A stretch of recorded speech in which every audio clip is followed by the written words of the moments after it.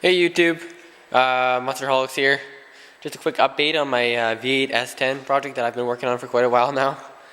It's been, I started this project just before I turned 16 and I'm 17 now, so it's been a long time coming. But yeah, here it is. So it's a 1984, started with a 1984 V8 S10 extended cab.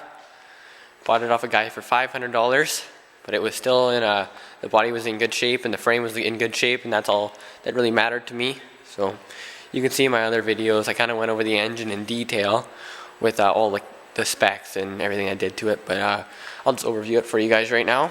So it's a 4-bolt main 350 small block Chevy with the 4 cat-eye dish pistons in it. I think they're like a -4 or -6 cc dish piston. So there's that, and then I have 64 cc combustion chambers, so which should put me right in the range of 9.5 to 1 compression. I got a set of Dart Pro 1 aluminum cylinder heads on there with 202 on the intake and 1.6 on the exhaust, and 180 cc intake runners. So yeah, Idle Rock Performer RPM intake manifold, dual plane. I got a Holley 4-barrel double pump 650 CFM carburetor on there. Idle Rock aluminum water pump, Moroso water pump under-driven pulley. I got an alternator off of 1.3 liter Suzuki engine with the little 3 cylinders and the fireflies and stuff like that, and I wired it in for a small like Chevy. I made all these brackets. These brackets took me a huge amount of time to build them all. And yeah, I can see my belt alignment's pretty much perfect. I got this sheet metal fan shroud custom made by a sheet metal fabricator. That turned out really good. Got a plastic flex fan on there too. Formed rad hose, crane roller rockers. I don't know, too much to really name. MSD Pro billet distributor on there too. Comp thumpr cam. I think 480 on the intake, and I couldn't tell you what's on the exhaust. I think like 469 on the exhaust. It's split left, split duration cam. I'm getting pretty technical, but I mean, you kind of get the point, right? I got running through a set of Flowmaster 40 series. I got the driveline just hooked up right now to just a stock 7.5 diff, but actually I have a 8.8 out of an Explorer with 410 ring and pinion in there. So that's a limited slip with 410. So I'm going to shorten one side of this. So one axle is 3 inches shorter than the other side. So I'm going to cut down one side and just buy another passenger side axle, and then that'll center my carrier and everything.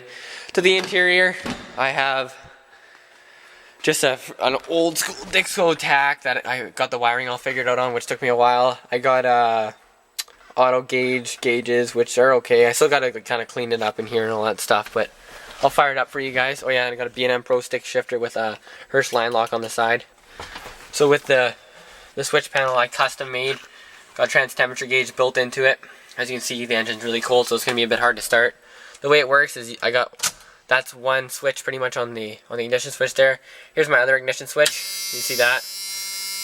And then lights for the gauges, and then right there, that's my line lock. You'll see it light up there. So yeah, I'll fire it up, and you guys can have a real. Here, I'll shut the door so you can see how loud it actually is really in here with all the windows done up and everything. It's really insane. So I'll fire it up.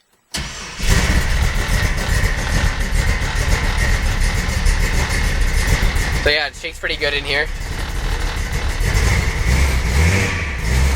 It's cold right now. I'm not going to rev it too much, but it's pretty insane.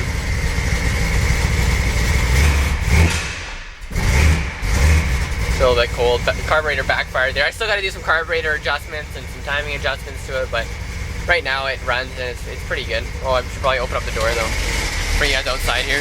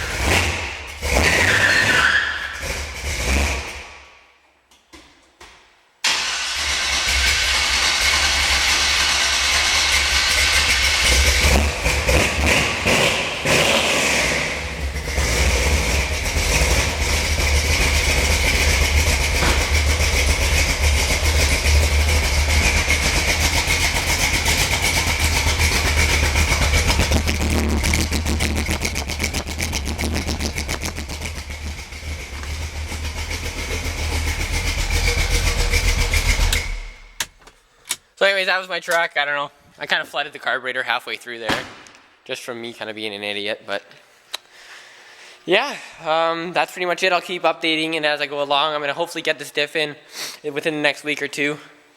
So that's going to be a lot of work, and then button everything up. But as you can see outside, the weather's turning to shit, so I'm probably not going to get the opportunity to drive it before the spring. But I don't know, I'll just keep working on it, and yeah, I'll keep you guys updated. Thanks.